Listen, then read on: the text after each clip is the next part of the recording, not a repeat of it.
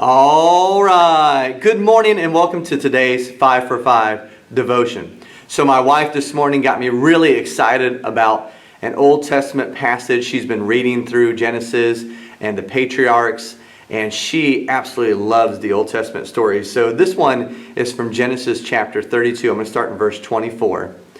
Jacob, he was left alone, and a man wrestled with him until daybreak. So just to give you a little backstory. Jacob has to face his brother Esau, who he deceived many years ago. He's scared. He doesn't know what to do. He's filled with anxiety. He's trying to run. He's left alone, and he wrestles with a man all night. When the man saw that he could not defeat him, he struck Jacob's hip socket as they wrestled and dislocated his hip. Then he said to Jacob, "Let me go, for it is daybreak." But Jacob said, "I will not let you go unless you bless me." Jacob realizes he's wrestling with God. "What is your name?" the man asked. "Jacob," he replied. "Your name will no longer be Jacob," he said. "It will be Israel, because you have struggled with God and with men and have prevailed." Then Jacob asked him, "Please tell me your name."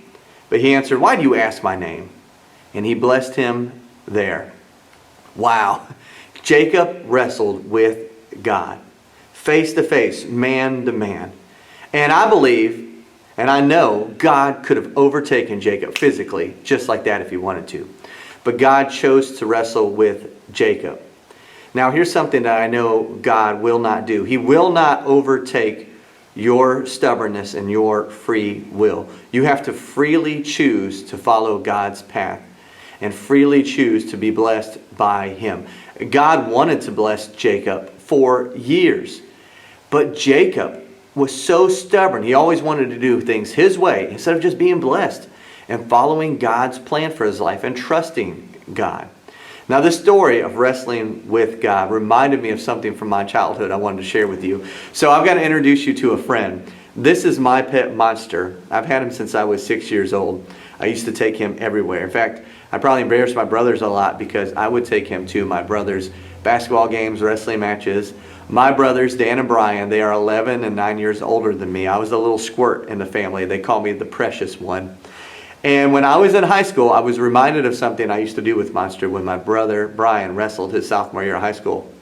There was a coach at my high school. He was our wrestling coach. He looked at me one day and he said, I think I know you. What's your name?" And I said, "It's Jeremy Young." And he goes, "I don't know." He said, "Do you have any brothers?" And I said, "Yeah, my brothers are Dan and Brian. They went to Hendersonville High School." And he goes, "I know your brother Brian, and I know why I know you." He said, "When your brother wrestled, I remember there used to be this kid who would take this stuffed animal monster thing and would wrestle with him on the mats in front of everybody. And everybody used to laugh because you used to always let that thing beat you." And that's true. I would let Monster get on the mats with me, and he would overtake me, and I would always lose. I don't know why I did that. I just thought it was fun. Of course I could have beat Monster. He was a stuffed animal. And of course, God could have overtaken Jacob. Jacob's just a man, and God is God.